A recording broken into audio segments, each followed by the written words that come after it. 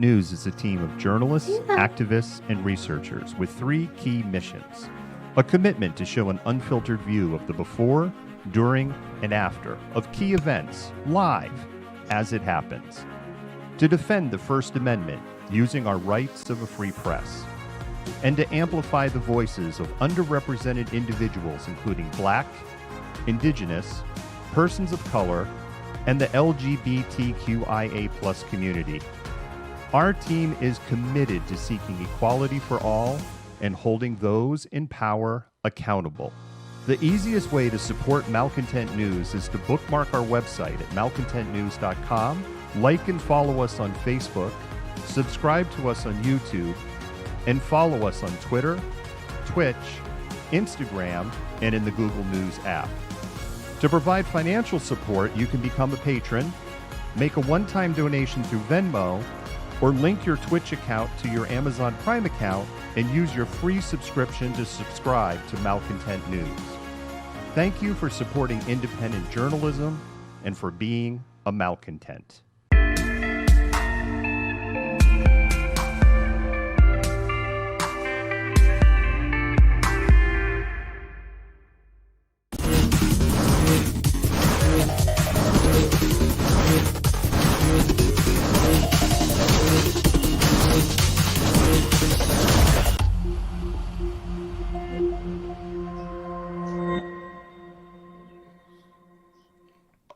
Good evening, Malcontents. My name is David. I am the Malcontent. Today is January 25th, Monday, 2021, and we have a lot to cover tonight. Let me pull in our co-host, Jennifer Smith. Jennifer, how are you doing this evening? I'm tired but good. How are you? I'm tired but good also. Yoda the Wonder Pug only allowed me about 3.5 hours of sleep last night. I should sleep like an infant tonight. Yeah. Pugs are really bad about that. Even mine's a little bit younger, but he's still like up and down all the time. So yeah, when you're the equivalent of almost 100 years old in human years, and you have doggy dementia, you have to be a patient soul. Yes, absolutely. And he is still a good little bugger. He actually, Jennifer, he had a total winning moment today. So as you know, we have almost all in-house content tonight, which we love, but that also means a lot of editing. And so I went to push him outside, and pugs are stubborn. You can't make me go to the bathroom. And I was like, okay, fine. I'm not going to leave you downstairs. I'm going to keep you up in my lap up in the studio. And of course, he was like, that was my plan all along.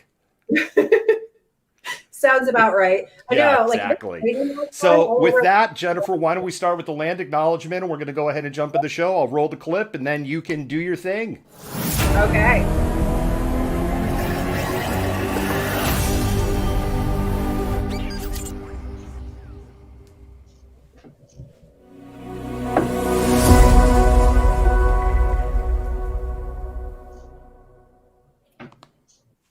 Take it away, Jennifer. Okay, so we at Malcontent News are coming to you from Seattle, Washington, and we would like to acknowledge the Coast Salish peoples of this land, the land which touches the shared waters of all tribes and bands within the Puyallup, Muckleshoot, Duwamish, Suquamish, Tulalip, and Tulalip nations, and really make sure that they know that we appreciate being able to live and work on this land. Jennifer, thank you so much for that. Really appreciate it. It is important that we do that. You know, Jennifer, we said on Thursday we were hoping for a quiet news cycle. We had a quiet news cycle out of Washington, D.C., but we certainly did not have a quiet news cycle out of Puget Sound. No, we did not. It's been really crazy over the weekend. And like Saturday night, our news thing was going off all night long. So definitely some stuff going on and stuff to talk about. And with that, I think we're going to jump into it and start talking about it. Okay.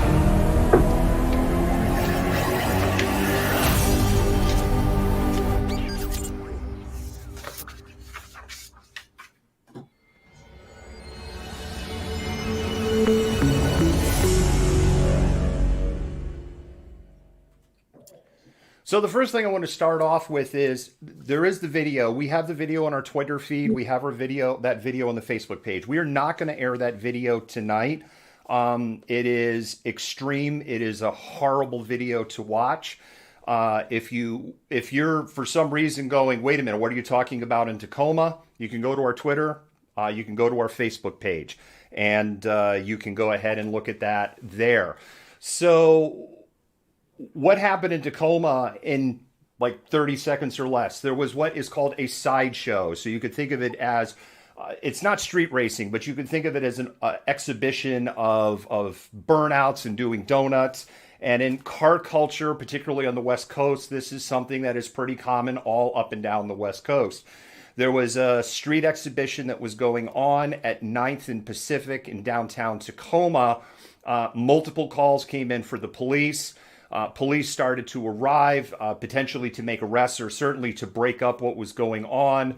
A crowd of people moved around one of the police cruisers, and then disaster ensued. The officer revved their engine, drove at a significant high rate of speed through this group of pedestrians, two to the hospital, one with minor injuries. We'll get into that in a moment, and another with more serious injuries. Both are out of the hospital. The officer involved is suspended, and there's been a lot of fallout, Jennifer, in the last 72, it's not even 72 hours. It's 48 hours almost to the minute. It feels like a lot longer. Yeah, it really does. And it's, gone national too, which I find particularly interesting. But this is somebody who's a 30-year veteran police officer. This isn't, a younger, inexperienced police officer. So I think there's a lot of really interesting and important questions that need to be asked about what happened and why he felt it necessary to take that action. Yeah, the 58-year-old, he's been identified. His name is Khan Fan.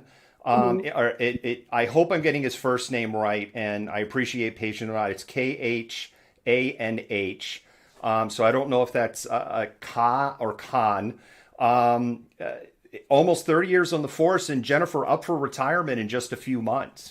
Yeah, that's what I was reading the other day, and I don't know. I mean, some serious questions need to be answered about what happened. And there's been so much speculation, especially on social media, that it's really something that they need to come forward with what information that they have to kind of quiet some of that misinformation. Yeah, there is. And it's funny, that's a good tee up. We talked today with Quinn Bell. Quinn Bell was an eyewitness to this incident that happened on Saturday with the Tacoma Police Department. And Jennifer, I'm going to go ahead and tee up that interview with Quinn. We're with Quinn Bell. Quinn was an eyewitness to the incident with the Tacoma Police Department where a group of pedestrians were struck at 9th and Pacific. Quinn, thank you so much for joining us this evening. Thank you. Quinn, in your own words, can you tell us what you saw and observed on Saturday night? I mean, so I was up on the second floor in a parking garage looking from kind of a bird's eye view away from everything. But I could see everything that's going on. And the cop pulled up, which is very common. I mean, we go from spot to spot all night. And every spot that gets blown up is blown up by a police officer pulling up, just like that one did.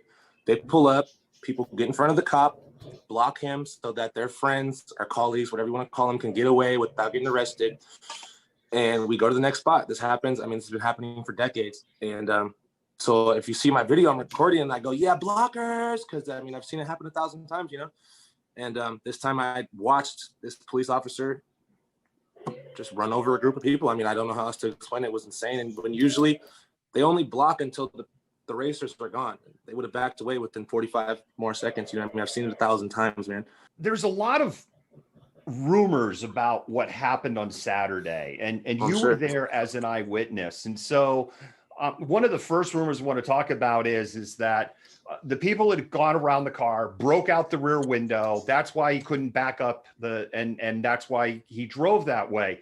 Fox News and the Tacoma police reported very early Sunday morning that the window of the cruiser wasn't broken and that this was a totally different police cruiser that showed up with the broken back window. Absolutely. I can actually send you my video. I have a video of the back of the car as it drives away, completely undamaged. The window is fine. The car that pulled up after, I mean, about easily, no exaggeration, 40 to 50 squad cars were there within 3 minutes. I've never seen a response like that in my life. But that's when those cars started pulling up. People started throwing things at those cars. I mean, they had just witnessed their friend get ran over, not ran over by the front and back wheel of this vehicle. I've never seen anything like that in person. You know what I mean? It's like, it's shocking when you see that in person. And like I said, if I wasn't in my bird's eye view, I would have been hitting the police cars too, man. I can't believe what I had just seen. I mean, it was rage. Another rumor that's going out there is that there was a stabbing related to this and people were blocking the police cruiser so that they couldn't get to the stabbing. I'm just telling you what the rumors are, Quinn.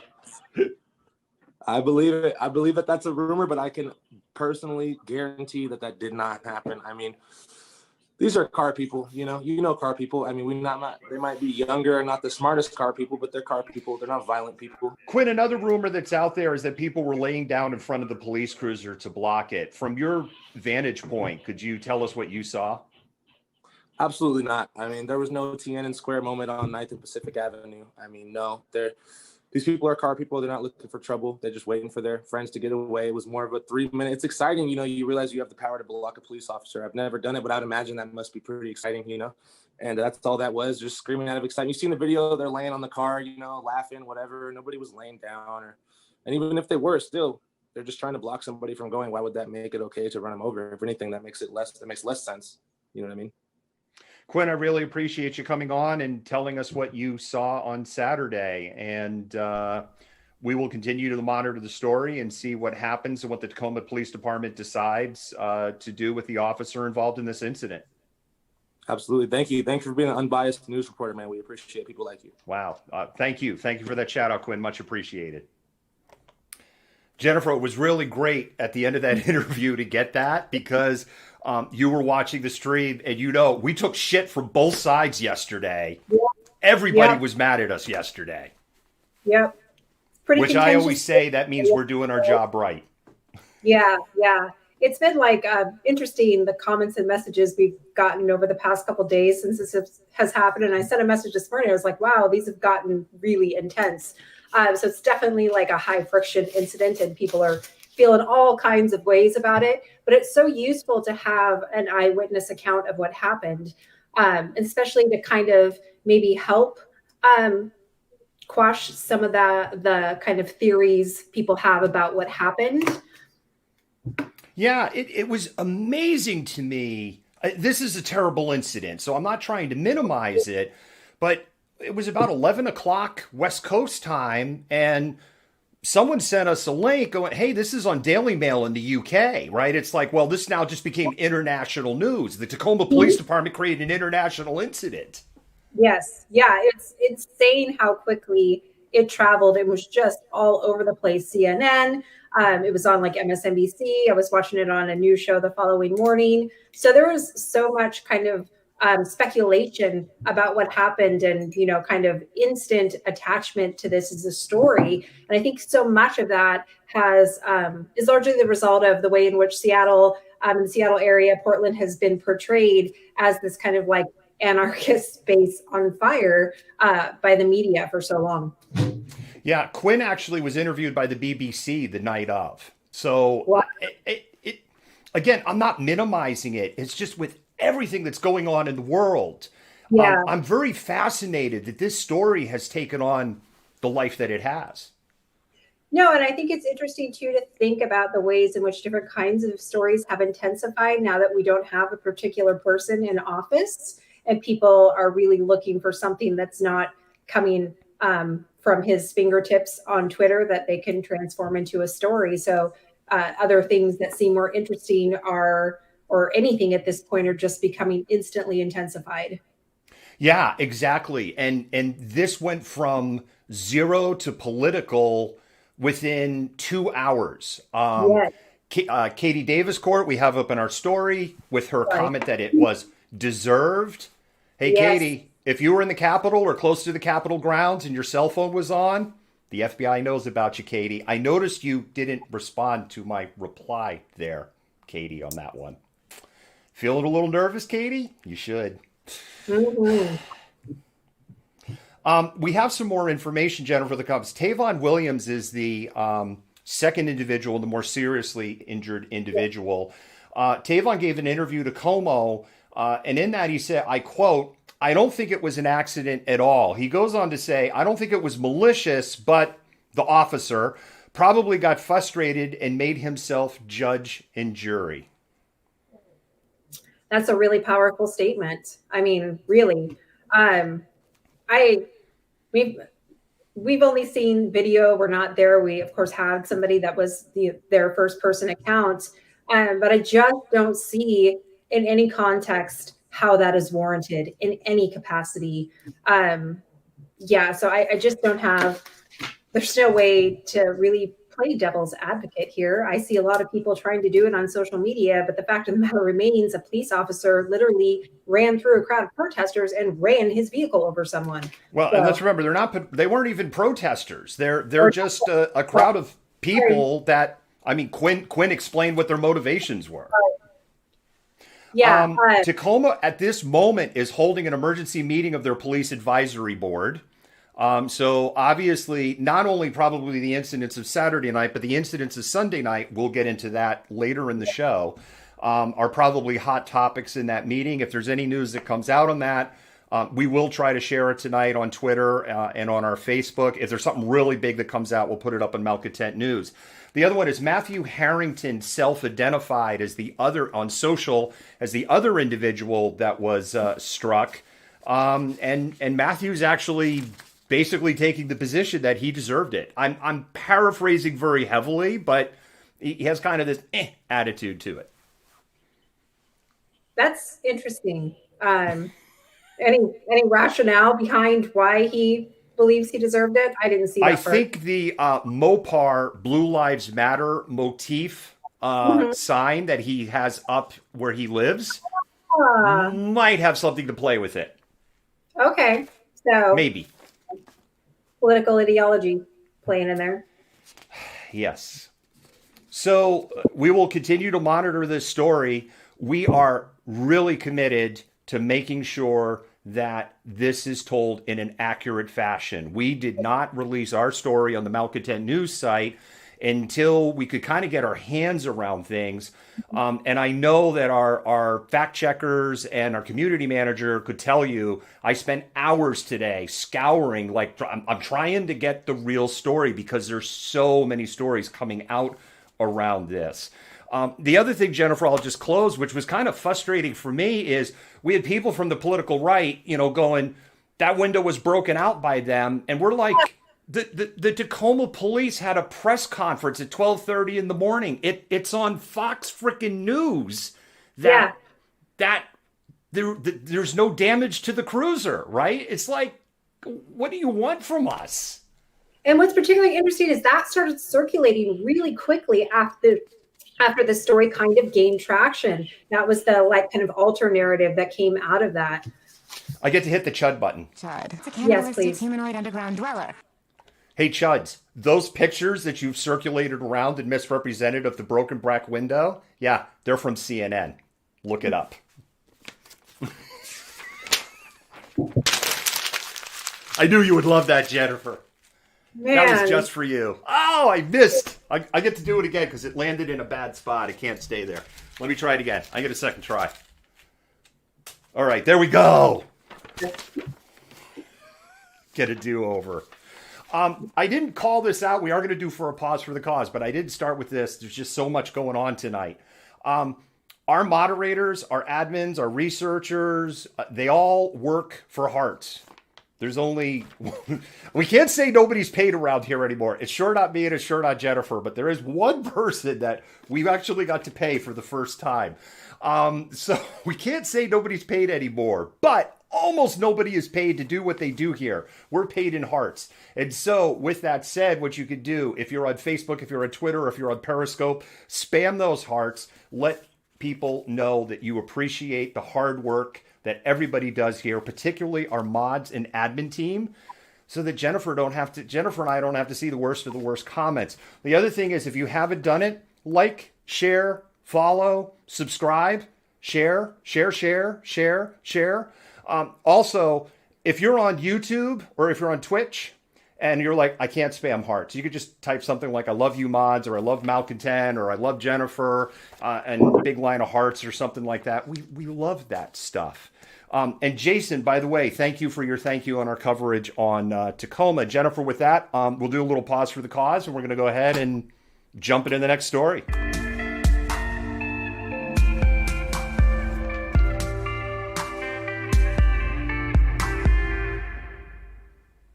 Hi, Malcontents. I'm David, the Malcontent, and I'd like to talk to you for a moment about supporting independent media. When you support us, you help us bring the before, during, and after. You help us defend the First Amendment.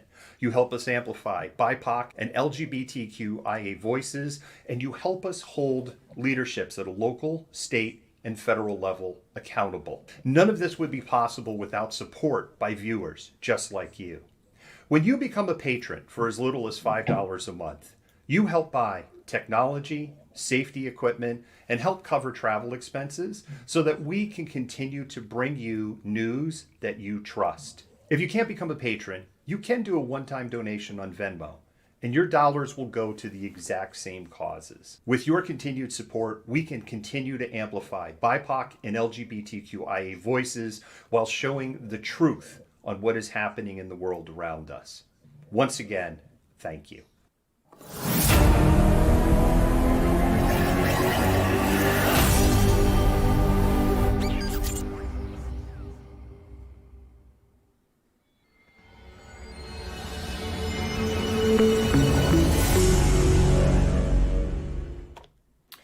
Jennifer, thank you for bringing this story to us. I'll go ahead and let you take it from here.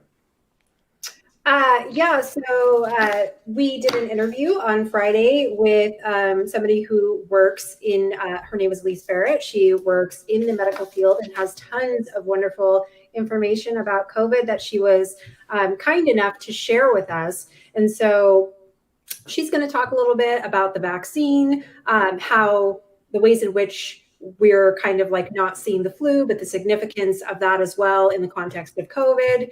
And she just gives us tons of really great information that I think will help answer some of these big lingering questions that a lot of us have about COVID. Yeah, I can make it happen. Hey, Malcontents, this is Jennifer, and I'm here today with Elise Barrett, who's going to share some of her knowledge about what's going on with COVID. Hey, Elise, how are you doing today? I'm doing really good. I've had a lovely day, and it's Friday, so I get to go home after this. That's fantastic. Well, thank you for being with us today. What are some of the things that you're kind of witnessing during this epidemic that people should be, kind of aware of what's going on? It's definitely not a hoax. I have many family members who live in areas where it is sort of considered a political opinion whether this exists or not. And unfortunately, this weekend I discovered that my mother and her husband have COVID and are looking at potentially a pretty rocky course in the disease. So it's been a difficult thing for this last year, seeing my patients be affected by it, seeing my staff dodge it through, we have not had one infection on my unit, but we've had incredibly tight lockdowns and been very diligent in keeping ourselves protected and seeing the difference that following the science and listening to what's being told makes and not getting it. What are some of the most frustrating, myths that you deal with surrounding COVID? First myth is that you have to lock yourself in your house and never go outside and never interact with another human and be living in fear. That sort of creates a degree of tension and dread and almost fatalism that's impossible to sustain. You can't live like that in your house alone without suffering great harm to your mental health. And fortunately, we've had a lot of work done by experts in the field to tell us how we can interact with each other safely and how we can be out of our houses and how to avoid catching the disease while we're just trying to spend some time with friends. Unfortunately, that does involve distance. It involves wearing what we call personal protective equipment, PPE, or masks, which, of course, in the nursing field and medicine, that's old news. We've been doing that forever. We know how effective it is. But that's still a new concept for a lot of people, and there's a lot of fear around it for a lot of people because it is tied to this concept of being medical, being rigid, maybe being under a doctor's care, having to follow orders. Can you tell us a little bit more about where the flu is in all of this? We hear so much about COVID, but we don't have an understanding of what's going on with the flu right now. Well, the flu is less contagious than COVID. So anything that stops the spread of COVID even a little is going to impact the spread of flu much more. We've actually seen a significant amount of flu in the community, mostly among people who are still getting out and around and moving in the community. We've actually seen a much lower prevalence in the older community and the populations that typically make up most of the casualties of flu season, simply because those people are scared to death of COVID and being smart and staying in their houses. So if you're wearing a mask during flu season, you're actually pretty well protected against flu. It's not as easy to catch it as it is to catch COVID. It requires a much higher viral load, and those little viruses are much bigger. If you're wearing a mask and somebody breathes COVID on you, you could still catch it. They're very small viruses, and it doesn't take much getting through to make you sick. So if you're protecting yourself against COVID, you're protecting yourself against the flu. And getting a flu vaccine, of course, is also kind of helpful should you get COVID, because is that something? Yes. Okay. Unfortunately, what we're seeing is that quite a few people who get COVID also have the flu. And probably got it around the same place. And those two diseases don't go well together. You can get much, much sicker with the two together. In general, the flu shot is one of those great examples of how a vaccine can, even if it doesn't prevent you from getting the disease, it can make the disease much less intense when it happens. So the less time you spend debilitated and laying in bed with the flu and going, oh, I can't move, I feel awful, that's more time that you might not also get COVID at the same time. It's more health that your body has in reserve to fight off COVID if you get it. And it's less time that you just spend miserable. Who wants the flu? Great interview, Jennifer. Thank you so much. Yeah, she was wonderful, just like a total wealth of knowledge. And I learned a lot through that. So, yeah, and we got the answer to one of the biggest questions that a fair number of people are asking: where's the flu? Mm-hmm. Yeah. And I think she really did a good job of stressing the significance of still getting that flu vaccine, even though, you're not going out as much and people are thinking that the flu isn't really as active as it's been, because people aren't really going around people as much as they normally would be. But she's also right. Who wants to be sick and with the flu and have COVID on top of that? So it's better off to, protect yourself. Yeah. Another topic on COVID, which is not good news, the UK variant, this very highly contagious UK variant, has reared its head in both Snohomish and Pierce County.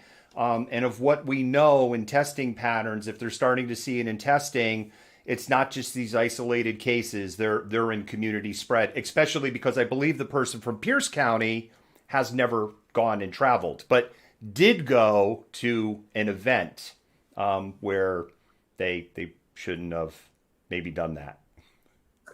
Yeah. And that's the thing. I think people are maybe starting to think that they can just kind of live with COVID. And, at least talked about it. We talked about it in the interview a little bit. You don't have to, completely shelter yourself in place, but you do need to be careful about who you're coming into contact with.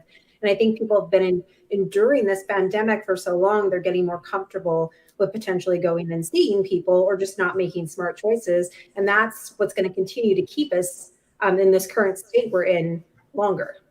Yeah, I was double masked last night and going up some of those hills in Tacoma. Certainly not any of this, I'm going to have an asthma attack, but I could definitely feel in doing cardio with all of that equipment and safety gear, I could feel the resistance of wearing two masks. Yeah, absolutely. So again, people need to be smart, maintain social distancing, get your flu vaccine, wear a mask, wash your hands, all of that good stuff, because the rest of us would like to go places with other people other than the grocery store sometime. Jennifer, thank you so much for that. We're going to do another little pause for the cause, and we're going to go to the next story.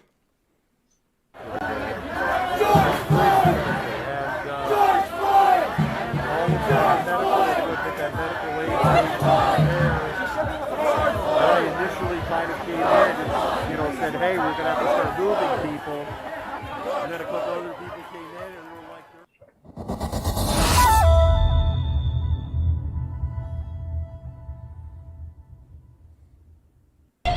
Police to be held accountable for their actions.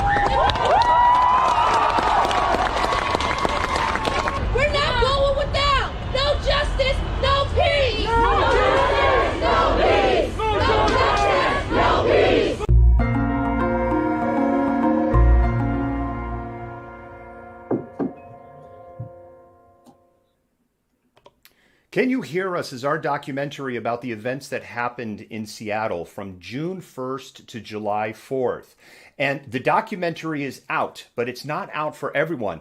Hey, patrons, if you haven't gone to Patreon and checked your inbox, you need to check your inbox because the link to Can You Hear Us is there, as promised on January 25th.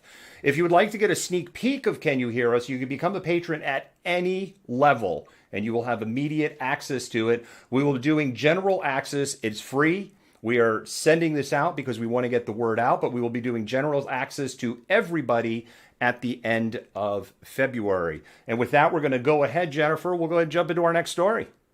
Okay.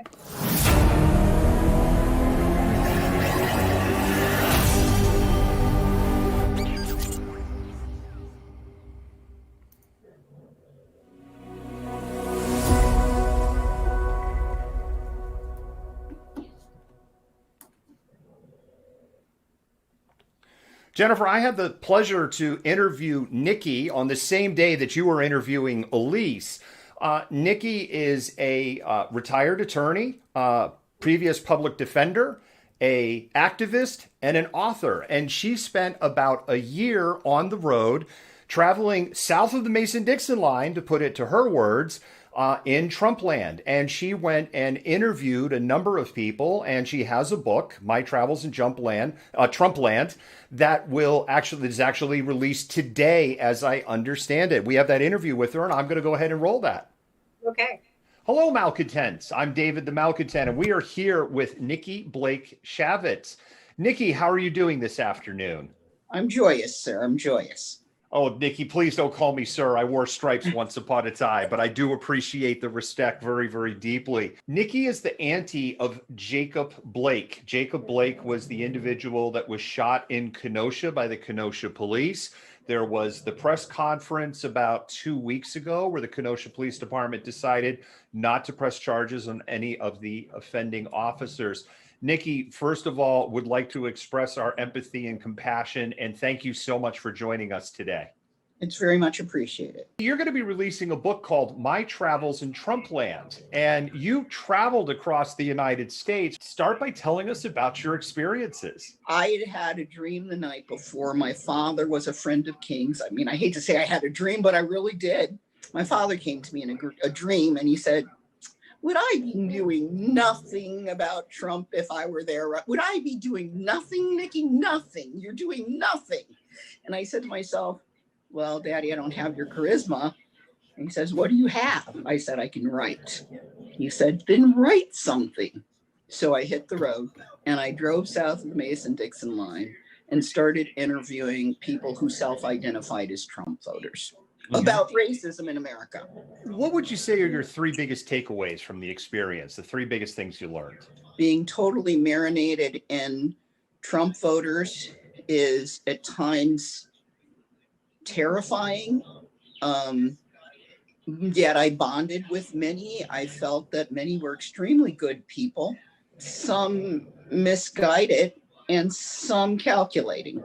I think we all know that Trumpers usually watch Fox News, Breitbart, and very many others that I didn't know the name of, but I do now, but I'm not going to give them airtime, right? Right. Let's say extremely conservative media. What we didn't know, I don't think, is that they exclusively watch it. They exclusively watch it. That means if Fox doesn't cover it, they really don't know. What would you say is the most craziest thing that you were told doing your interviews? I remember he was a banker, a retired banker, and he's on some boards.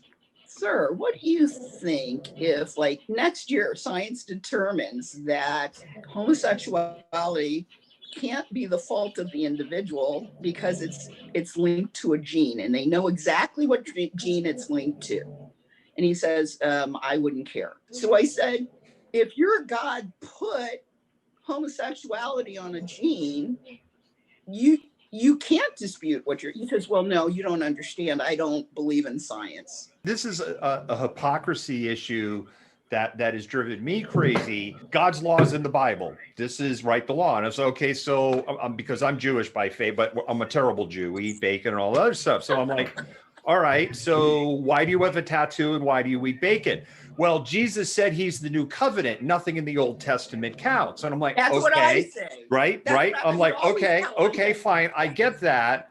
Then why do you want to put the 10 Commandments up in front of the courthouse? Because the 10 Commandments are in the Old Testament, and Jesus, you're telling me, is the new covenant. And the new covenant is love thy neighbor as you love God himself and love God. They don't care. It couldn't have been all bad. There has to be a nugget of There's a hope lot in of here, good- right? there's There a has lot to. of good So stuff. tell us about something where you walked away from a conversation where maybe your view changed. When I challenged him to think, you're really not anti-science. I think some of that he dug the logic of, because he says, you know what, Nikki, I think I'm supposed to know you again.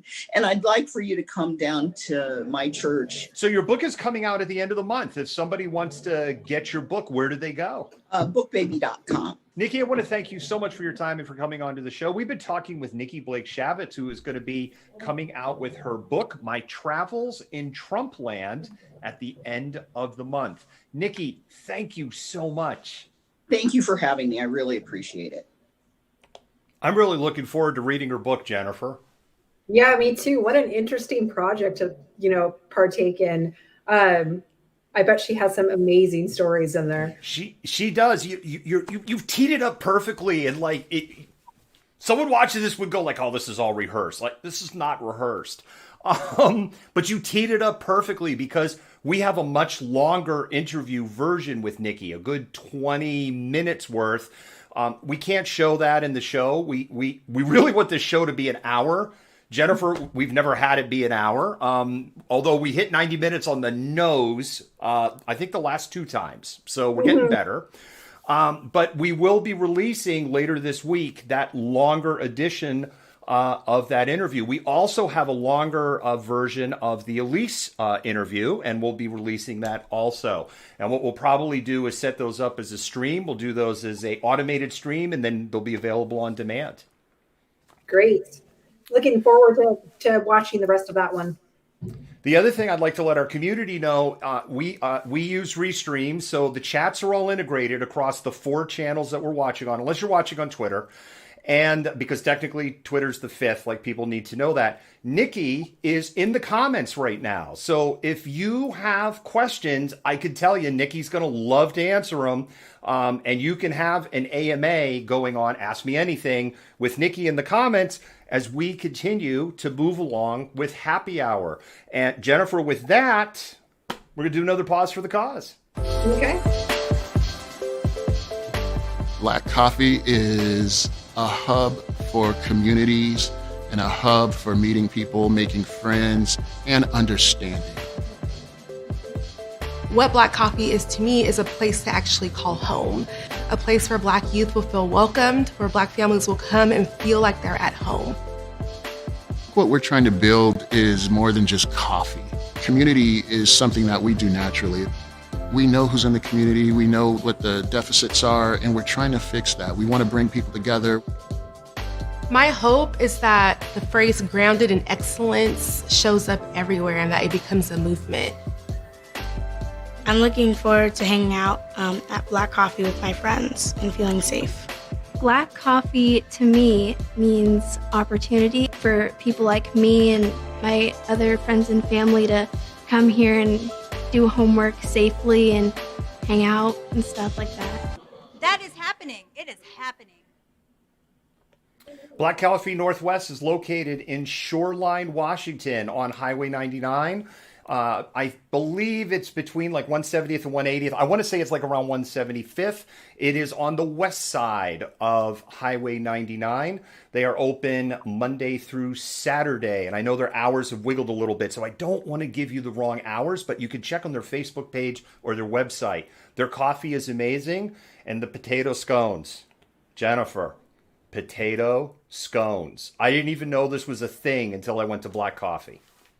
Yeah, and you talk about them a lot, so I feel like they must be really good, and you have a problem with them. It's like a scone and a baked potato with cheese and onion had a baby. Oh man, I'm vegan. I can't have it, but oh, because of the cheese. They do have vegan stuff there, but I can't say exactly what. The other thing, I did not know you were vegan. Learned something new. Another thing on like total vegan, there's in Kirkland we have a midnight cookie company that opened up, and they're open from 4 to midnight, 4 p.m. to midnight. This is dangerous, and they do have vegan cookies. Oh, thanks. They also have vegan ice cream. Trying to kill me here. And on that note, we're going to go ahead and go to our next story. Okay.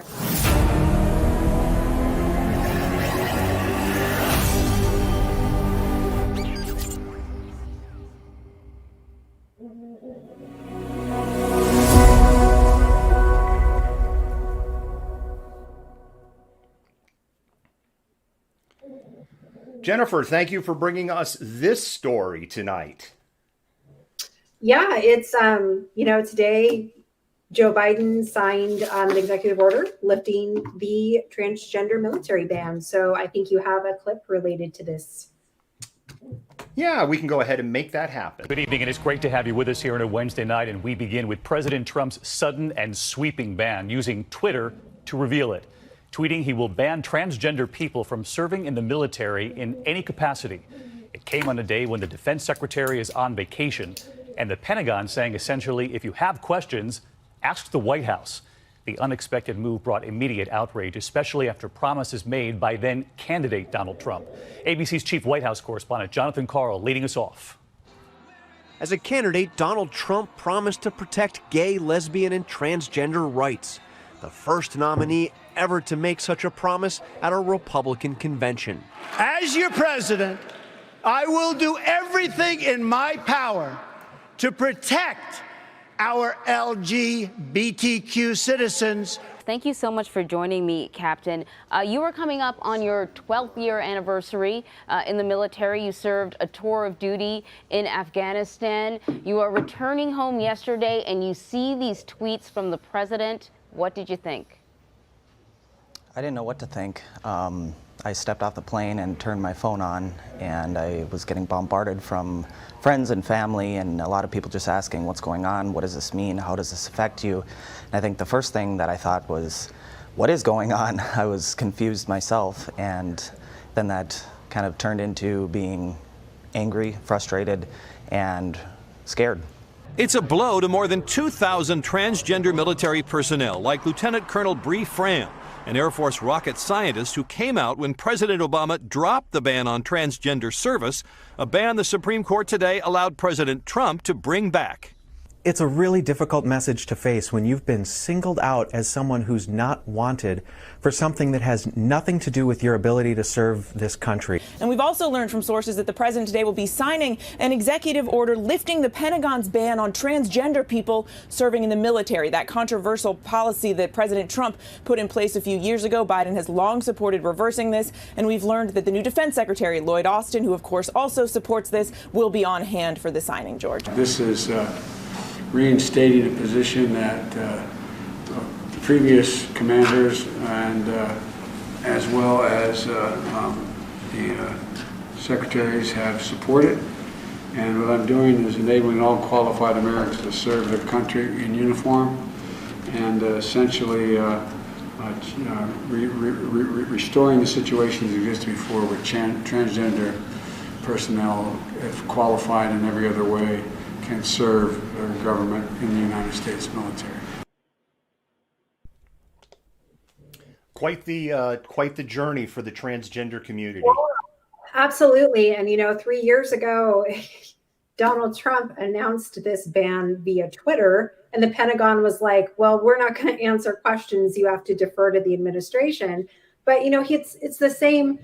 During his campaign, he was like, oh, I'm going to protect what he called the LGBTQ community from the violence that's been inflicted on them by the Democrats. But then he went and inflicted that same violence through a tweet with no regard. So that's particularly interesting. So this is a big moment for the transgender community. This ban was upheld and allowed to take an effect by SCOTUS, the Supreme Court of the United States. And so I think this is a really kind of a good moment to be celebrated in that context. It is. My view, and I come from a military family background. I failed my flight physical at MEPS, and that was the end of my flight career because they found an eye condition that I didn't know that I had at the time.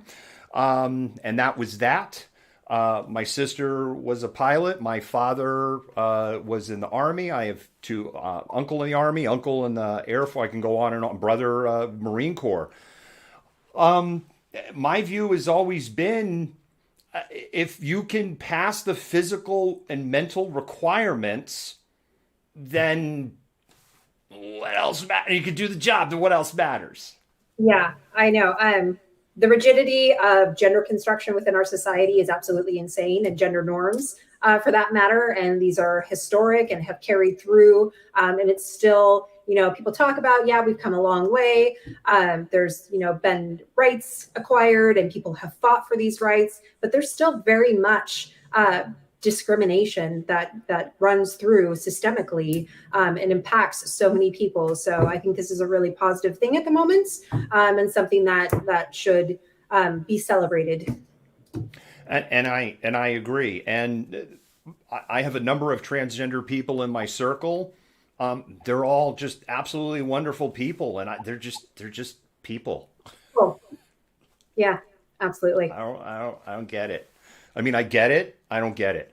And I certainly will not stand up here and pretend that I understand their struggle, because I'll never understand their struggle. And if, and Jennifer, if you look in the BIPOC community, if you're transgender and BIPOC, if you look at things like life expectancy and number of violence incidents against it, it's absolutely terrifying. No, absolutely. And I think this is why it's so important now that we normalize things like asking people for their pronouns, just basic things. And so we can, better, not better understand, but be, more accepting of the ways in which people are living their lives and the struggles that they're going through, and doing something as simple as going, hey, how would you like to be preferred to, rather than assuming somebody is, one particular gender or another. I think it's just something small people can do to really kind of help. And if somebody is serving, and the other thing was when this ban went down in 2017, when the previous administration lifted the ban, essentially, right, we had this don't ask, don't tell, and then that kind of evaporated. And then it was like people that were transgender came out. So when the ban came down, people that had served with honor and distinction, including people in combat, were all of a sudden, facing being shown the door and having their military career ruined. Yeah, no, absolutely. I can, I'm like you, I can't imagine what that must have been like. But to have your entire life basically, near destroyed through a tweet, is just absolutely astounding to me. And then, to have him claim in these rallies that he's going to protect this community from violence and perpetrate it anyways, just, I think, shows the character or lack thereof that he possesses. And if you're, I'm going to hit the Chud button. If you're a Chud. These are Chud. Cannibalistic humanoid underground dwellers. And you're upset about us talking about this, remember, Donald Trump promised he would not do this at the Republican National Convention. It's not some deep fake. It's not CNN. It's not the liberal press. He stood up on the stage in 2016 in front of the entire Republican Party, getting the nomination for president, saying, I'm going to protect this community. Yeah. Yeah. He said it on more than one occasion at rallies. So this was not something that was a one-off that he said this one particular moment. He said this repeatedly throughout his campaign. Yes, exactly. And the last thing I'll say about, military distinction, if you're somebody who is not like Tom Cotton, who goes, hey, I was an Army Ranger, and then people in the Rangers go like, dude, you're never an Army Ranger. It's like, ick. That story. Oh, okay. It's just ick. Little pause for the cause again, Jennifer. And again, if you haven't done it in a while, please spam those hearts. If you're watching on Facebook, Twitter, or Periscope. You can go ahead and spam those hearts. Let the mods and admins know that you really appreciate the work that they're doing. Also, let Nikki know that you appreciate all those questions that she's answering. We've been seeing that go by in the chat. There's a great conversation that's going on the side over there. If you're watching us on Twitch or YouTube, I can't spam hearts. That's okay. You could just put a big row of hearts or say love you mods or love you show people or whatever else you want to do.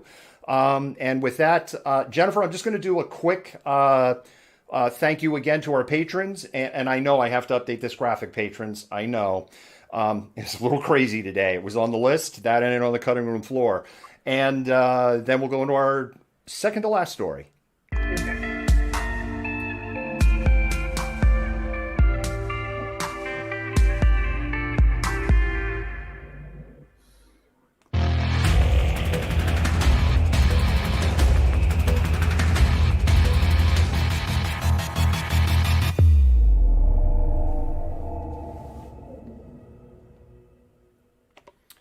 And tonight's episode of Behind the Poll takes us to Tacoma.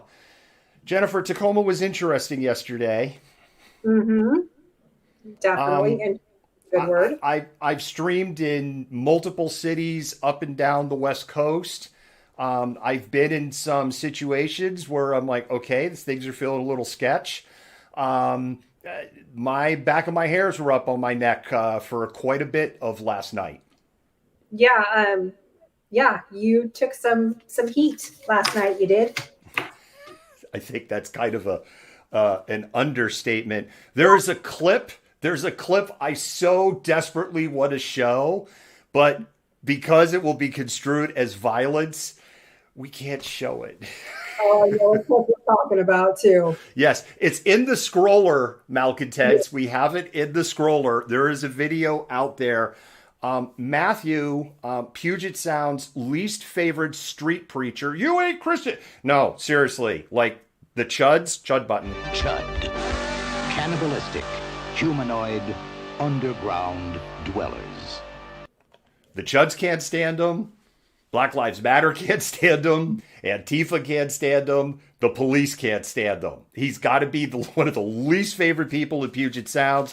And he decided to show up and do his agitation thing. And Matthew got a stop sign, like literally a stop sign across the face. I am not advocating violence, but Jennifer, deep inside. All the feels, huh? And I will stress, the reason I kind of smile and smirk, it was very clear he was not injured. He's a tough guy. I'll give him that. He's a tough guy. If you were watching our streams last night, you might have heard like this really loud fatang. And then I was like, wow, I don't know what that was. And I started to move. That was Matthew getting the stop sign treatment. Wow. What's that? It made that loud of a noise? Yes. Oh no, it's crazy loud.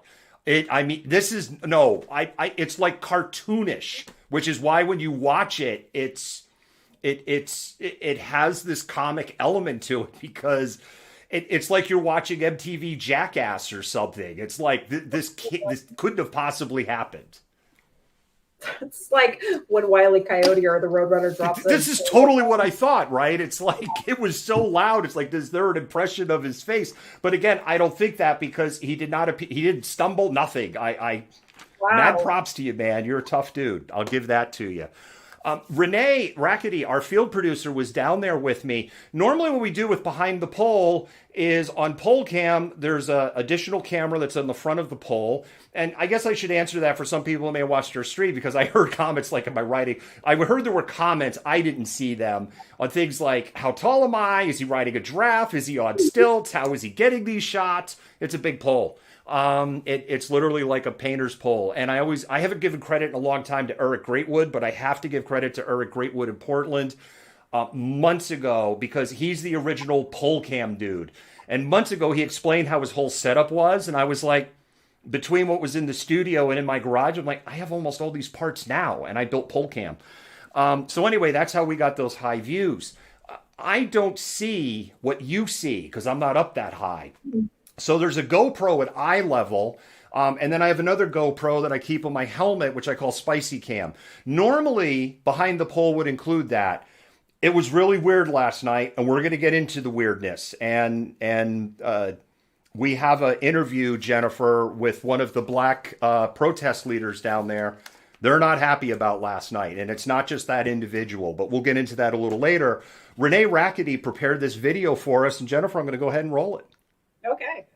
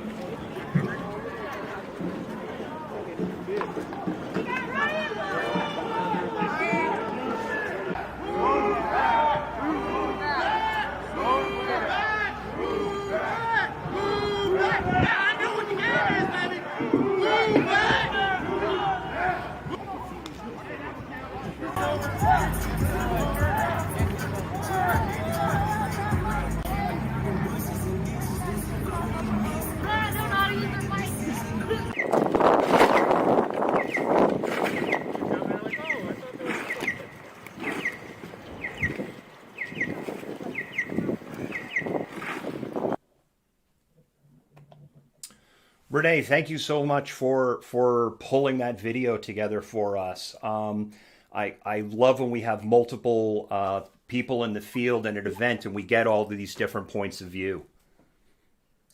Yeah, I don't even know what to say about Tacoma last night. There was so much going on. So I'm glad that you were able to get an interview and talk to somebody and kind of get that perspective from somebody who's within that community. Yeah, I think what I'll do, I think I'm going to roll that interview first, Jennifer, and then I'm going to get into kind of my viewpoint and story, because I think having the perspective of a black person who's from Tacoma and is involved in the Tacoma protest scene and looking through their lens is really critical. Rex, I did see your question about, is there anywhere like on, there isn't like protest routes per se in Seattle, but yeah, there's some roads they go down. There's really not any places if you wanted to follow a protest with a drone that I would say is a good spot. There's flipping power lines everywhere, and there's trees everywhere. And people, especially if things have gotten crazy, now you wouldn't have this problem with a drone, but people who have watched when things have gotten crazy and Seattle police get real hectic, and they force me onto the sidewalk, like, no, you got to get on the sidewalk. It just becomes a nightmare for me on pole cam. Because there's an amazing video where they're running us hard, Jennifer. This is before you came on the show, and the pole is just tearing through the trees. It's really an amazing video to watch, and I'm really, I'm stunned that pole cam held up. Sturdy. It was sturdy. With that, let's go ahead and roll that interview. We're here with Azriel, who is a activist out of Tacoma with the organization BAD. Azriel, thank you so much for joining us today. Yeah, I'm happy to be here. Azriel, why don't you tell us first a little bit about BAD as an organization and what your charter and mission is? So BAD as an organization, we started as a protest activist group. We have actually just formed our 501c, so we're a newly established nonprofit here. We have a really, really, really diverse team. BAD stands for Black and Done. But what's most important to BAD is diversity and culture and just bringing people together. So we're focused on peaceful interactions and just keeping the community positive. We want to do a lot of positive stuff around here and keep everyone good and with each other. That's the primary goal. Azriel, last night in Tacoma, we were hearing a lot from the Black community around us as we were covering the protest. And there was a lot of anger and disappointment and how the protests went down. And this morning, there's a lot of outrage that was on social media. Could you tell us a little bit about, your point of view in this and about the neighborhood that the protest went through? I was 100% heartbroken about the events of last night. For one, I want to make it very clear that was not a Black Lives Matter protest. That was a lot of radical extremists from mainly the Seattle area. And most of those people are white people. They came down here and their primary goal was to destroy our community. And that's what they did. While they were doing this destruction and whatnot, what made me the most upset about it is they destroyed all this stuff and were lighting all these fires and breaking all these windows, and then they would tag everything Black Lives Matter or Brown Pride or BLM. That is not, there was no Black Lives Matter protesters there. In fact, that is a primarily Black community. There's no way we were going to come in our own community and destroy our own community. It was absolutely outrageous, and it made me sick, you know? And it's just, that shit has to stop. That has to stop. This is our town, you know? So the neighborhoods that they went through, those are primarily Black neighborhoods in Tacoma. 100%. 100%. Hilltop right now is enduring a lot of gentrification, but it still is predominantly Black. And my thing was, if you're going to go tear shit up, why are you in the Black neighborhood doing it? And then tagging shit, Black Lives Matter, Black Lives Matter. It's not Black Lives Matter. You guys don't care about Black lives. You have your own agenda, and that's fine. Push your own agenda, but don't use my agenda to shit on my people and our culture. Tell us a little bit about your organization experienced an incident also that evening. Could you tell us a little bit about what happened?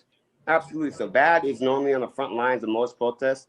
We have a big cargo van that we use for medical treatment and providing, you know, care packages and snacks, food and water and whatnot, and shelter for injured protesters who are getting hit by tear gas and all that kind of stuff.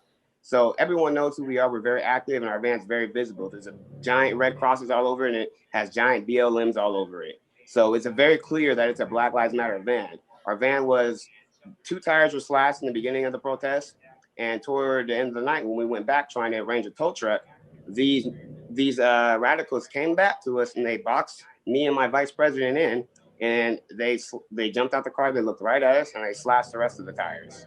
You know, and it's really, really upsetting, you know, it's heartbreaking. It really is, you know. We're trying to fix our community and they're trying to destroy it.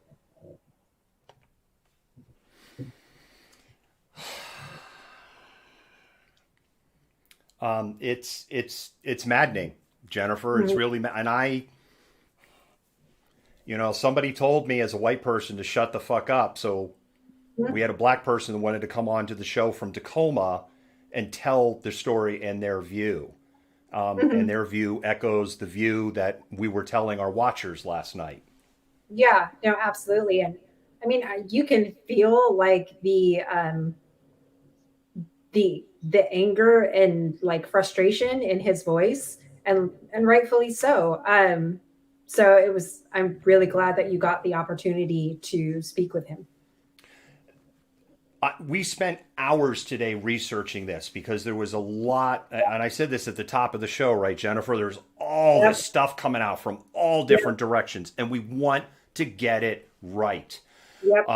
And the cacophony from the Black activist community in Tacoma on Facebook and Twitter and Instagram, you couldn't ignore it. There was just an outroar from protest leadership. And I know, like, people, they're not leader. I get it. I get it. But it's like, then what word do you use in the interest of brevity? So activists, leaders, organizers across multiple organizations, very, very upset over what happened. And multiple organizations either didn't show up or yanked their support before the protest even started. Yeah, no, absolutely. It's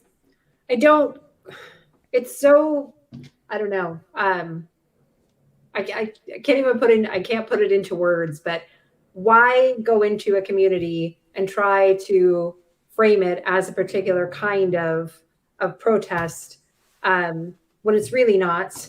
And it feels so much like you're going into this community and he's right. You have this particular agenda and you're pushing this agenda, but you're, using somebody else's kind of name and ideology or whatever to push that particular agenda.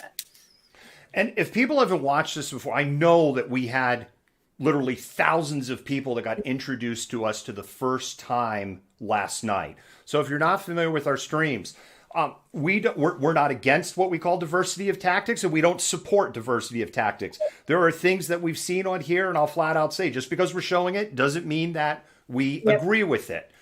But there's a fundamental, our view is there is a fundamental right, whatever word you kind of want to use, for a diversity of tactics. But there were people that are going, hey, this is a Black Lives Matter protest, when the Black community pulled out before the protest even started because they were already positioning on social on Sunday morning. Yep. This is not a Black Lives Matter protest.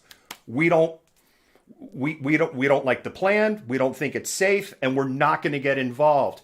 I know that Black leadership in Tacoma didn't want to set up at Frost Park because they felt it's a dangerous location. Black leadership in Tacoma didn't want to go up 9th Avenue, up that hill, because there's so many places where people could come in from the side, and there were chuds all around, including chuds harassing the group as we went up that hill. Then there was this pause, this confusion up at the top of the hill outside of this McDonald's on which way the road we want to go. And what we learned on social is there were Tacoma activists that wanted the march to go into a different direction. It didn't go into that direction. And at the end of the day, we saw this firsthand. They were just going through and smashing car windows of like any car that was parked. These are Black people in a gentrifying Black neighborhood in the middle of COVID who don't have money for this. Yeah, How is this supporting Black Lives Matter? How? It's not, and it's what it boils down to. And I think he said it in the interview, is that it's a form of cultural appropriation, and just using that and like appropriation to further a particular agenda that's not even connected to Black Lives Matter, that doesn't really care about Black Lives Matter, because you're in this Black community basically destroying their property. Right. And as Nikki pointed out in the interview that we have, people in the right live in their echo chamber. Somebody who is deep embedded in the right isn't going to listen to one word as we say. Just as somebody who is very, very far deep embedded in the left isn't going to listen to one word we say. We're two in the middle for either of those sides. We lean left. I will freely admit that. But we're two in the middle for both sides. Yeah. But what was the right saying about it? They were saying Tacoma burned down to the ground last night, which we know that isn't true either. But what did the Black community wake up to? Well, the Black community in Tacoma woke up this morning to, your neighborhood's burned down, you trashed your own neighborhood, Black Lives Matter is a terrorist organization. That's what the Black community in Tacoma woke up to. So what a way to wake up, right? Like, God. Great way to show your support. Yeah. Super strong allies there. And wow. I will close with it again. If you are pushing the press out, then you are no better than what you are fighting against. Yep, absolutely. And I have stood up here and I have defended all press, left press, right press. I'll say it again. I defended Katie Davis-Gordon when she got friggin' maced in the face. I don't think she deserves my defense at this point, but I did defend her. Because she's barely a journalist, certainly not objective. But if somebody is doing their job to be a journalist, to document the truth, and you want to hide the truth, you need to go back and look in the mirror. Yep, absolutely. Because we can just go back to Trump land and give him the election, and then we'll have it that nobody can tell the news. We'll just go to a state news agency. Yeah. Okay, I'm off my soapbox, Jennifer. With that, we're going to do, we'll do a pause for the cause, and then we're going to go into our favorite part of the show. Yeah.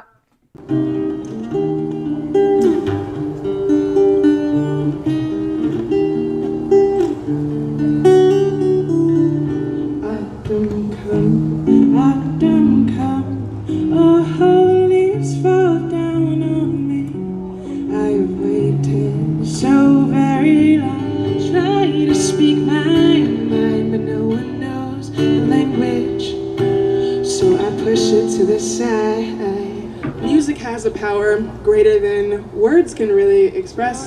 Songbird, sing a song to me. Let me know where I'm supposed to be.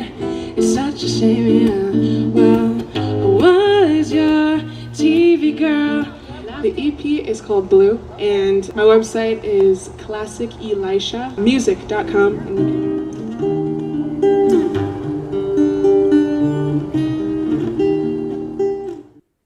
Classic Elijah's EP is available on her website on the URL that we showed you. It is also available on Bandcamp and iTunes. So if you have an iDevice and you're on iTunes, you can just push an I button and you can have Blue right on your phone. If you go to the website, you can order a physical CD with a bonus track, $13 for the EP, $15 for the CD. She has a voice of the angel. And Jennifer, I know I've been saying we want to get her in here because she's working on her next album. Just to let you know, I mean, Jennifer, you know what's going on, but to let everybody else know, the news cycle has been nuts. But if you happen to notice, we're starting to move back to in-house content again. So we're starting to get our feet back on the ground. Yay. Jennifer, favorite part of the show? Yay.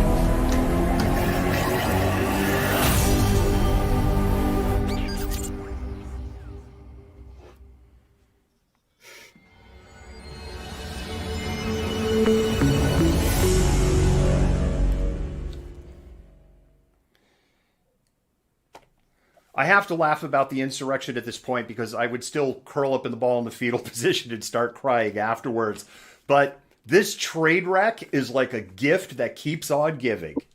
You took the words out of my mouth because I was going to say the same thing. Stop it.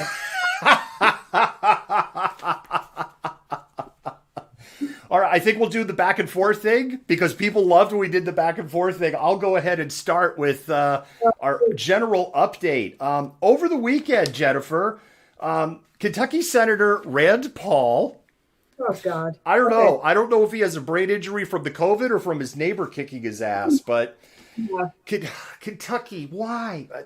All right. Anyway, he was on with George Stephanopoulos, and George was being a good journalist. And George was just, like, so Biden won. I mean, I'm paraphrasing, right? So Biden won. So Biden won. So Biden won.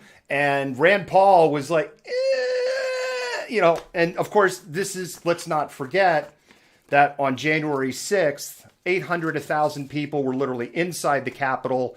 Another 6,000 or 7,000 people immediately outside the Capitol, and 5 people died. And Rand Paul apparently wants to have the 14th Amendment dropped on his ass. Apparently, but I mean, Rand Paul, for lack of better terms, has always kind of come off as batshit crazy.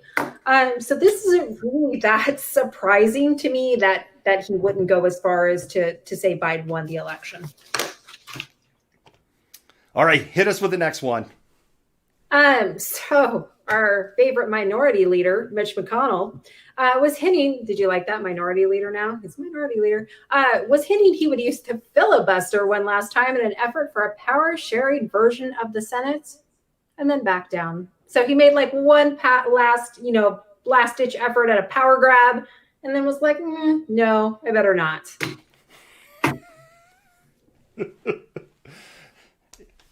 I can't picture minority and Mitch McConnell in the same sentence. I mean, this guy is make his just skin like a crawl. He is the walking definition of WASP. White Anglo-Saxon Protestant, if you don't know what WASP is. All right, it's my turn. Impeachment paperwork was formally submitted to the Senate, and a trial date, Jennifer, has been set for February 8th. Wow, that's not very far away. No, it's not very far away, is it? So we'll see what happens, although some Republicans are backing off, it seems. And I would almost say that some Democrats are kind of starting to creep back a little bit.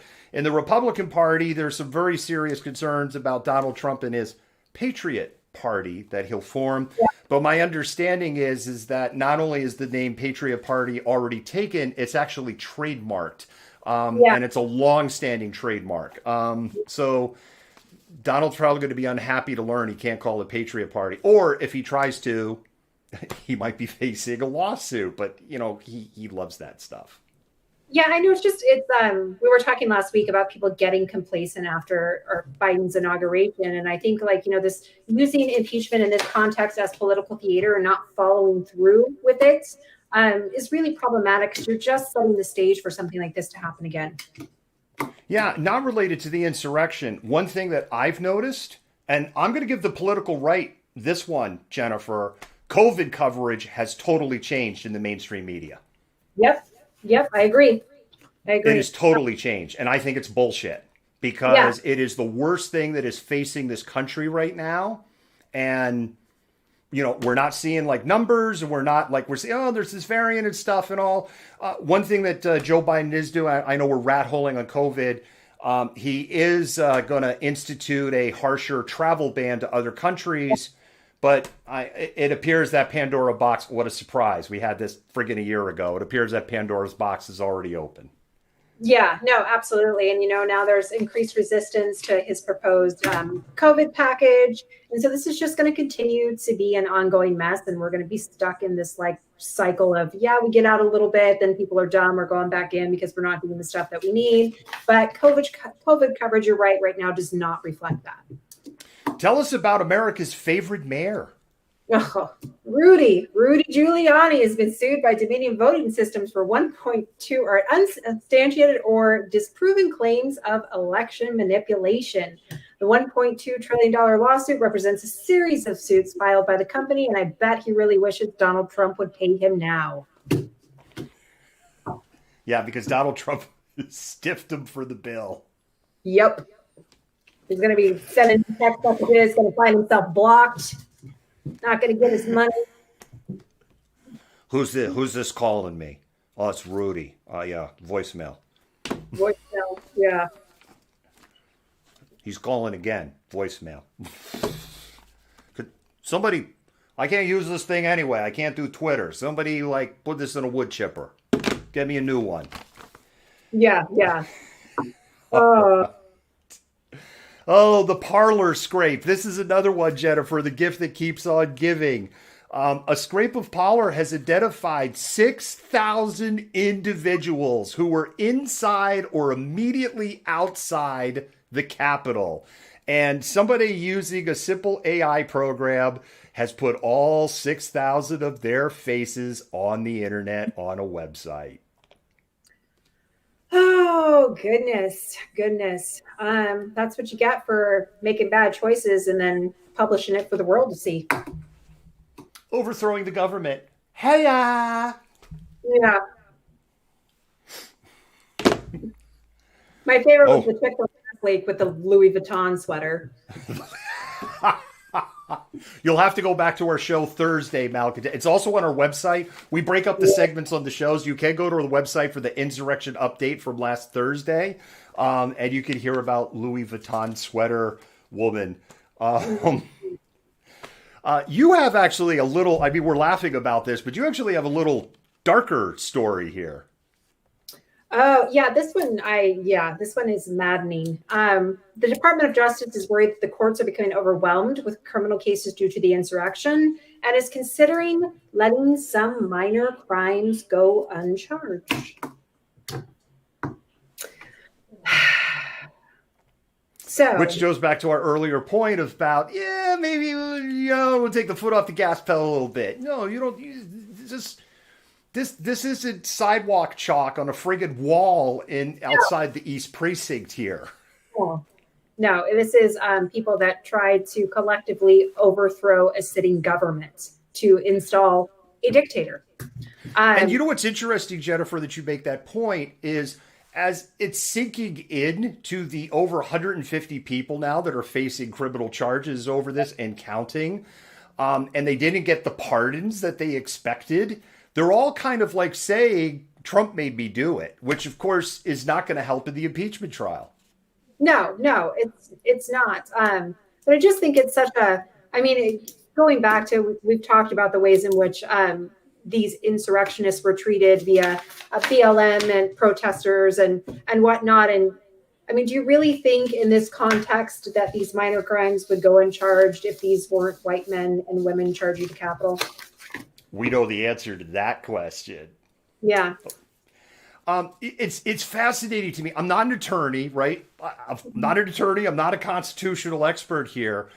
I would think if Donald Trump gets impeached and your lawyer says, well, my client went there because this guy who was impeached told him to go, that actually provides some legal defense for you, right? That, well, how much I was following orders goes. On the other side of the coin, if Donald Trump doesn't get impeached, then they're boned. They can't even make the argument.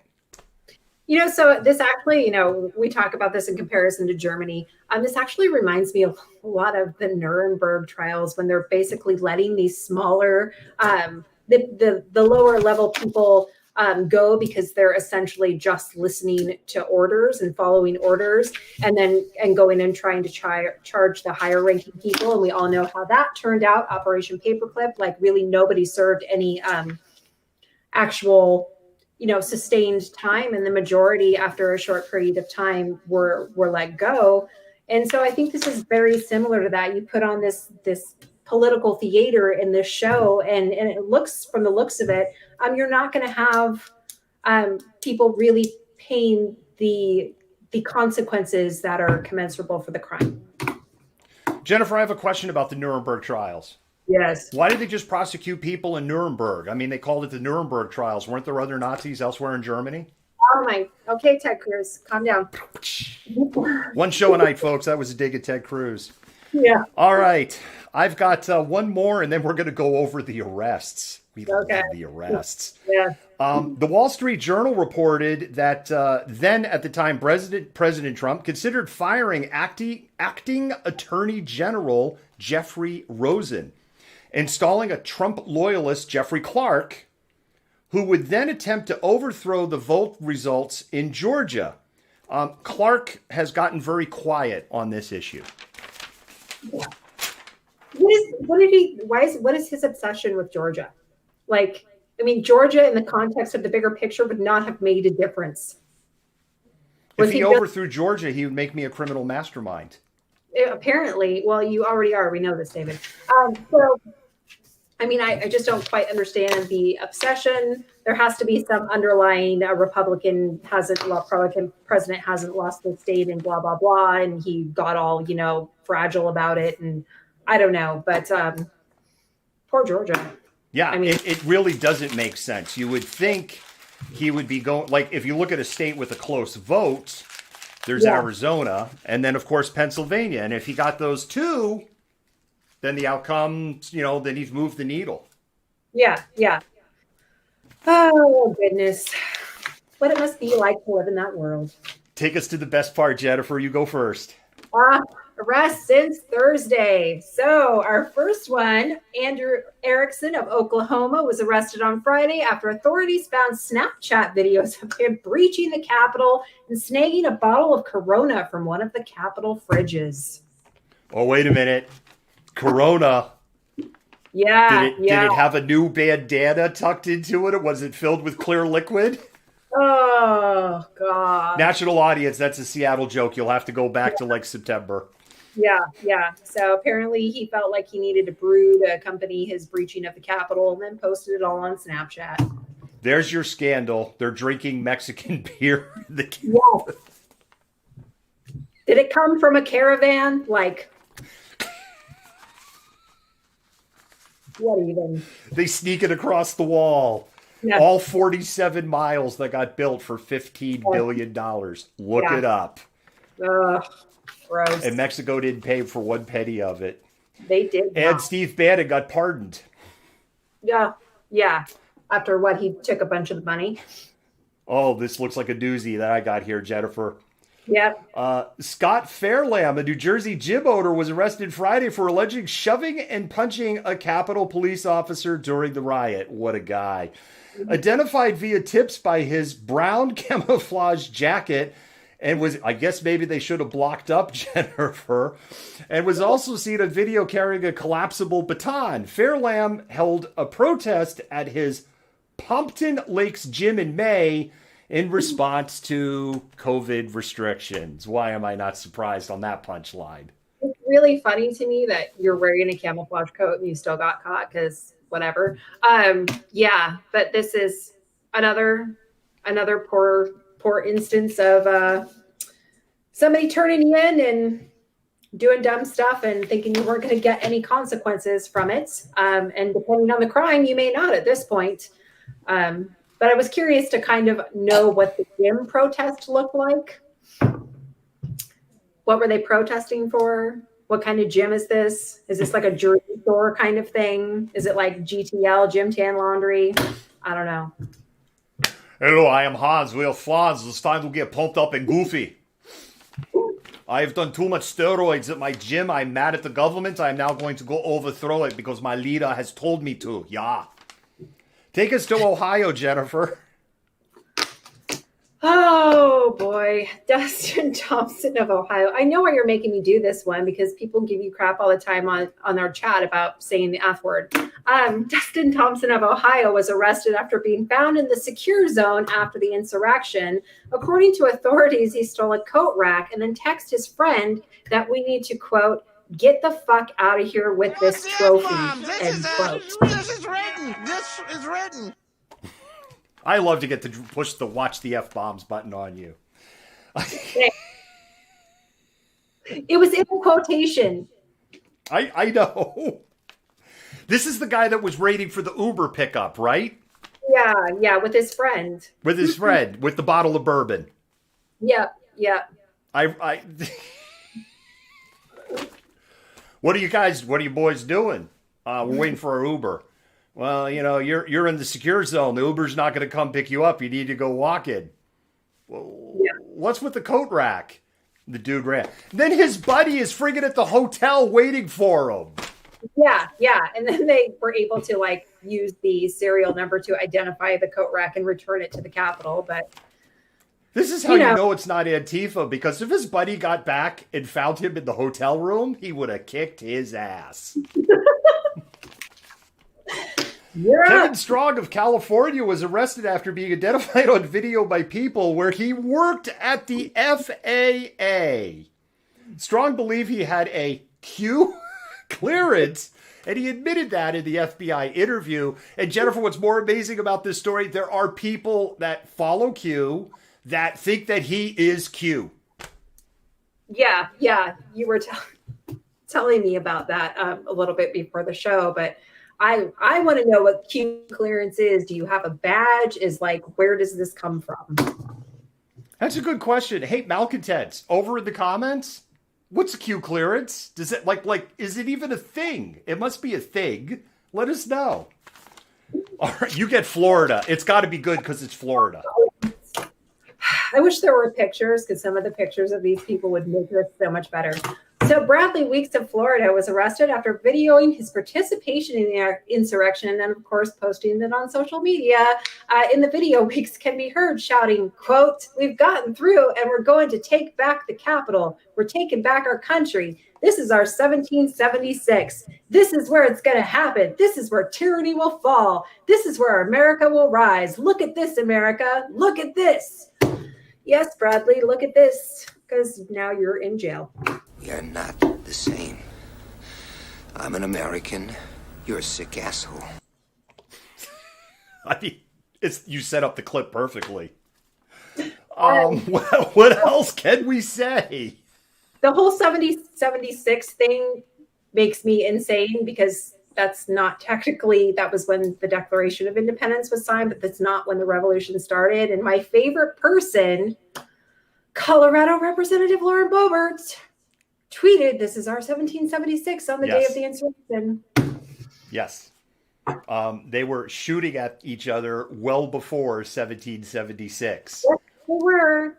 Yeah. The intolerable acts. I know I'm preaching to the choir, Jennifer. And one day when this whole COVID fuckery. What's the F-bomb? This is written. This is written. This whole COVID nightmare is over. You and I will be able to sit down face to face and have a great history discussion. Yeah, absolutely. I'm looking forward to it one day. Nolan Cook of Texas was arrested after being identified in a TikTok video. Of course.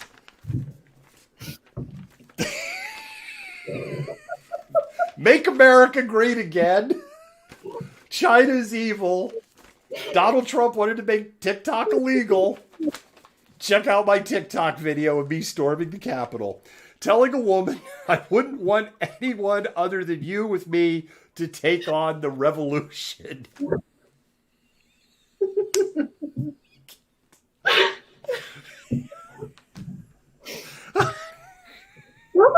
honor on me. Oh, how romantic. That's a better language than I want to take you to my I want to take like liberal. I want to take a liberal to the what palace? I can't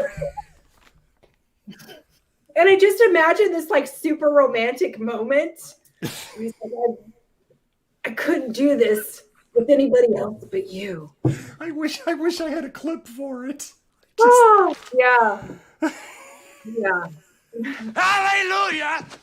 Holy shit! Where's the Tylenol? That was the best one I had. Take us to Montana. Oh, so Henry Hank Munzer of Montana was arrested after posting a video on Facebook where he stated, quote, "Here's the video when we stormed the Capitol and got above the guards." It's also been reported that Munzer has at times had murals, supporting QAnon painted on the wall of his appliance business. And business must be booming. Yes, absolutely. Was he selling appliances made in China? Probably. Hallelujah! Yeah. Holy shit! Oh, Hank. Okay. This really is my favorite part of the show now. I'm gonna be so disappointed when they're done with the arrests. Oh, no. It really is so. Patrick Stedman of New Jersey, a self-identified dating and relationship strategist. Their love is in the air. We're overthrowing the government. Love is in the air. Tear gas everywhere. Was arrested after posting video for his 25,000 Twitter followers. Okay, I'm jelly. We only have like 2,000. Detailing his experience. Stedman, of course, assertive. I can't even say this with a straight face.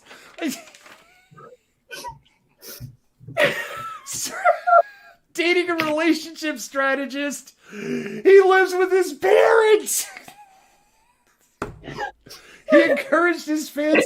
Okay, wait a minute. Little decorum here. I can't read through this. He encouraged his fans to join him in Washington, D.C. on January 6th, a date he said that would eventually be a national holiday akin to the 4th of July. I'm crying. I'm laughing. Oh, you're red. Hallelujah! Holy shit! There's so much wrong with all of this. Do I have to hit the technical difficulties button for us to catch our breath here for a second? How do you self-identify as a dating and relationship strategist while living with your parents?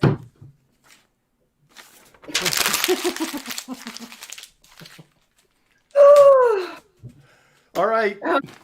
Take us to Nebraska. Brandon Strinka of Nebraska, founder of the Walk Away campaign to convince liberals to leave the Democratic Party, shared video of himself on the Capitol steps during the riot. He later tweeted, quote, "Be embarrassed and hide if you need to, but I was there. It was not Antifa at the Capitol.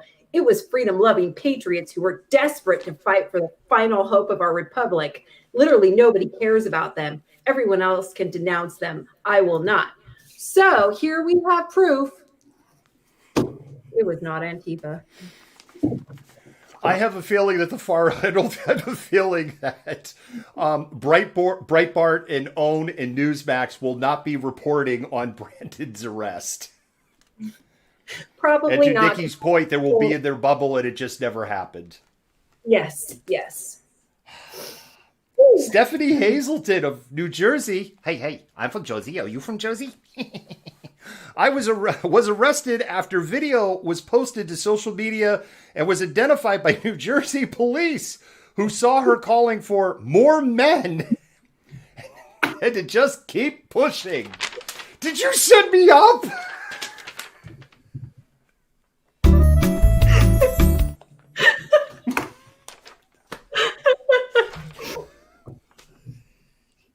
this on. She wrote this tonight.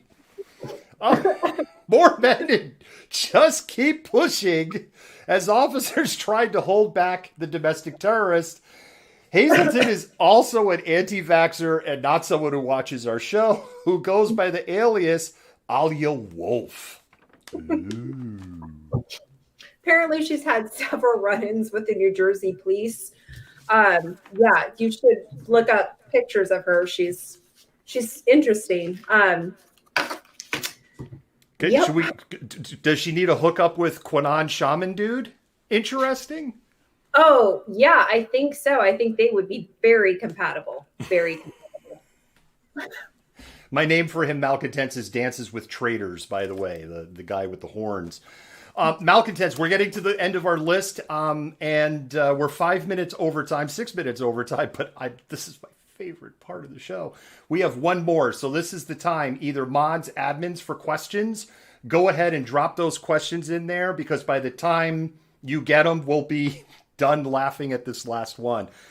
This is all you, This Jennifer. has been a bad time for New Jersey. Marissa Suarez of New Jersey was also arrested for her role in the insurrection.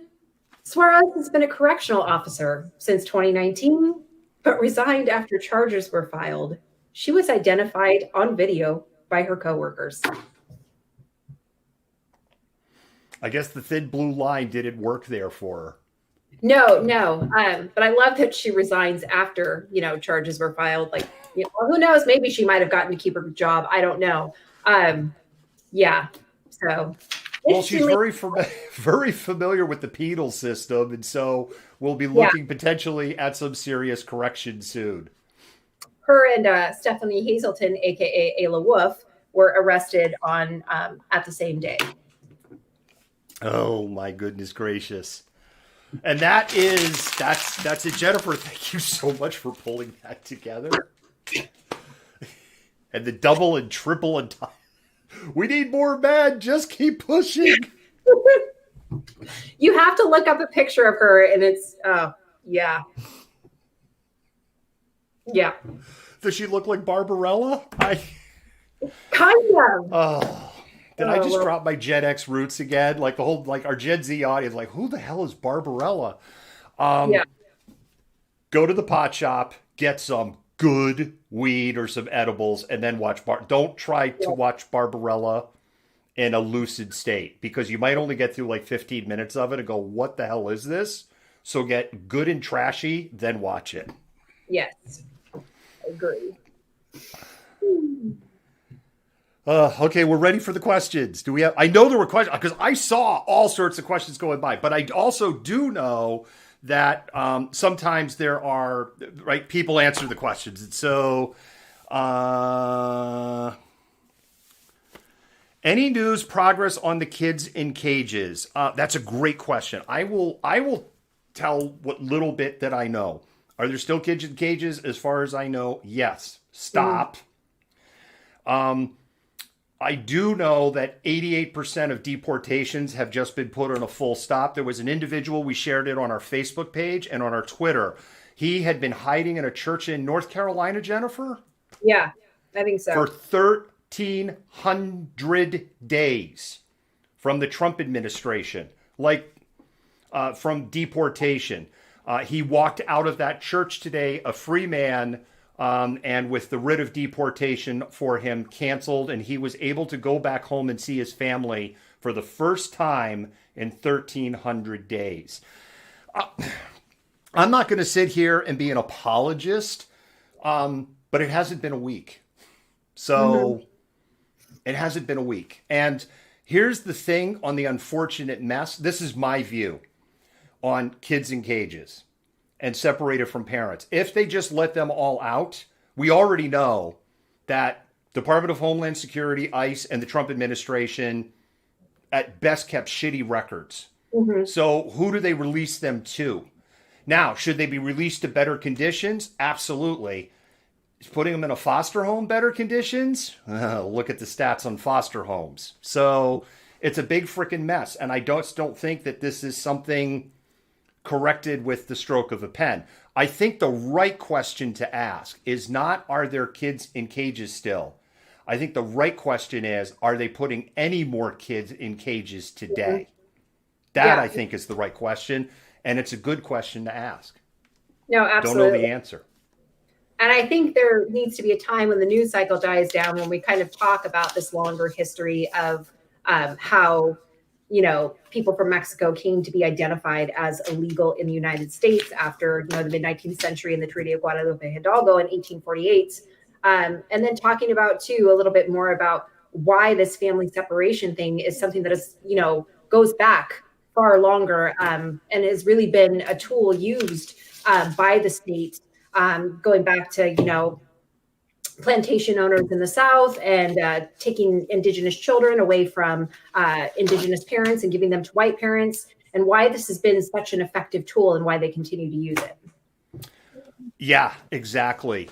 Mods, there's a bunch of questions that I know because there's so many questions coming in tonight and they're just scrolling by, and I'm watching questions just disappear before I can get to them. I did see the one question scroll up with what kind of cameras do we use, which is an interesting question. We use Samsung Galaxy Notes. We use GoPro 8s. We use Renee is a Canon shooter, and I am a Nikon shooter. We both shoot full frame. I'm shooting with mirrorless, and Renee is shooting with a DSLR. So, and then there's some other ancillary equipment that we use, but that I can answer because I saw that go by. Rex is asking, is some areas in Seattle better, more clear? Absolutely. There's some areas in Polcam that are great. There's some areas that are a nightmare.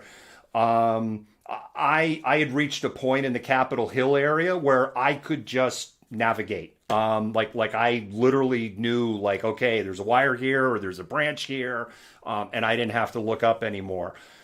Tacoma, there was a couple of lines that were low, and like they were like lines like that, and that those lines made me nervous. That would have been career-ending move to hook any of those. So mods, can you maybe sync some of the questions that came up? Or I guess what I can do, I don't know, Jennifer, just talk for a minute. So I'm going to put you on the screen so I can go scroll. I know you love when I tell you that. Yeah. I fill time. Just randomly put me on the screen for no reason. Yeah, I don't really have anything to talk about. We talked about all the good stuff, the crazy arrests, the insurrection updates. It's not like I can give a whole history lecture right now. Find your questions, man. Hi, guys. How's everybody doing tonight? Everybody good? I'm still not. Here we go. Moving. All right, one of the questions we have, is there any facts or information on the approximately 140 officers that were injured during the insurrection? Officials have been tight-lipped on their injuries and their conditions.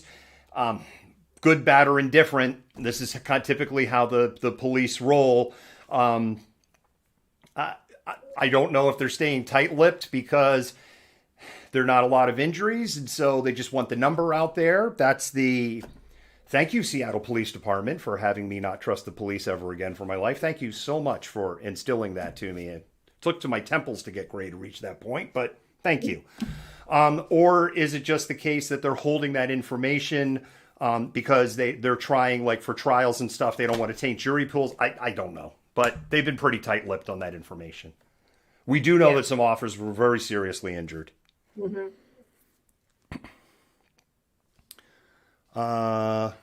Can the FBI arrest Trump as no longer president? My understanding is that yes, that Trump no longer has this legal protection of I'm the president. I certainly know that at state level, when I say state crimes, I don't mean federal crimes. Jennifer, this is your wheelhouse. I'm going to shut up and hand it over to you. Sorry. What are you handing over to me? Whether or not he can be arrested? Because I mean, this is your area of expertise. I went in mansplaining mode. I'm sorry. No, you're totally good. My primary field is 19th and 20th century American Indian history, but I do teach early American history. So it's my understanding that he can be prosecuted he doesn't have those same kind of protections anymore, and he can definitely be prosecuted at the state level. I know that for sure, and that is even something that his pardons wouldn't have exempted him from. So I'm not sure what's going on in the context of federal investigations into him. There's got to be something going on, but I do know that New York in particular has a lot of investigations into him and his family. So it would not surprise me if some of that comes out sooner rather than later. Question about, did we see the Italian PM is resigning, sending country into more turmoil from COVID? I saw the headline. I haven't read it. But a lot of the European countries are having a lot of problems because they have had, it's not like they've had bad economies, but they haven't had great economies. This has gone on for years and years and years. They've been in deficit spending for decades, in part because of Cold War spending and reconstruction after World War II. And there's just, and now you just throw in COVID, and you look at a country like Italy where tourism is so critical. And, what do people think of Italy right now? Like, Italy is COVID central. That was last year. And no, I don't want to go there. So they got a lot of problems. Somebody's asking me the question, your DA dismisses minor charges, so why not the DOJ dismiss being on the exterior of the Capitol? The exterior of the Capitol, it's a valid question. I'm going to give it to you. It's a valid question. If you're standing on the outside of the Capitol and you're just holding a sign yelling, if you're standing outside of the Capitol punching a cop in the face, no, there's no, or as we know, this one guy who threw the fire extinguisher, Jennifer, and hit 3 cops, including injuring one badly. We know that. Not the cop not Sick Nick, but another one. They didn't have a helmet on and they took a friggin' fire extinguisher to the head. If you've crossed the barricades, you've done trespassing. And if you went on the lawn, do you prosecute 8,000 people? That's a tough question. Because our legal system isn't set up to support it. No, it's really not. And it is a tough question, but then you have to get down to what's going to end up constituting a minor crime in this context. I don't know. Regardless, there needs to be some form of, there's got to be something put into place, and I don't know what that needs to be to prevent this from happening again. And if we just let people get complacent and let this kind of get brushed under the rug like people are trying to do, you're just setting yourself up for this to happen again. Yeah, I think it kind of goes back to an earlier point I said in the show, right? We're not talking about literally sidewalk chalk on a temporary wall outside of a police station. Mm-hmm. Yeah. Right? And there are multiple people arrested. And I'm going to call this one out too. There have been more people arrested, dozens, for broken windows at Starbucks. And remember, earlier in the show, it's I'm not a fan of this stuff. Mm-hmm. How many people have been arrested for the firebombing of Black Coffee back on October 1st? Survey says 0. And so how can one not look at that and go, so does the government support small business? Does the government support black business? Is there equality in enforcement? Because I think everybody listening to us tonight right now, Jennifer, knows if it was a Starbucks that was attempted to be firebombed in Shoreline, Washington on October 1st. Mm-hmm. It'd be much different. And I just don't see King County or Shoreline Police Department breaking their backs to solve the case. Mm-hmm. We're bumping up on time, Malcontents. We're actually almost 20 minutes over. I know there's more questions, but going to call it. Jennifer, thank you so much. Great program tonight. We had a ton of stuff. We'll see what Thursday brings. Yep. So from David and Jennifer, good night, Malcontents. Malcontent News is a team of journalists, activists, and researchers with 3 key missions. A commitment to show an unfiltered view of the before, during, and after of key events, live, as it happens. To defend the First Amendment using our rights of a free press. And to amplify the voices of underrepresented individuals including Black, Indigenous, persons of color, and the LGBTQIA+ community. Our team is committed to seeking equality for all and holding those in power accountable. The easiest way to support Malcontent News is to bookmark our website at malcontentnews.com, like and follow us on Facebook, subscribe to us on YouTube, and follow us on Twitter, Twitch, Instagram, and in the Google News app. To provide financial support, you can become a patron, make a one-time donation through Venmo, or link your Twitch account to your Amazon Prime account and use your free subscription to subscribe to Malcontent News. Thank you for supporting independent journalism and for being a malcontent. You fit the profile. You're the malcontent. Nobody wants to hear the nonsensical ravings of a loudmouth malcontent. Fuck you! You are the biggest hypocrite on the face of the planet. I say that you're a terrible reporter. That's what I say.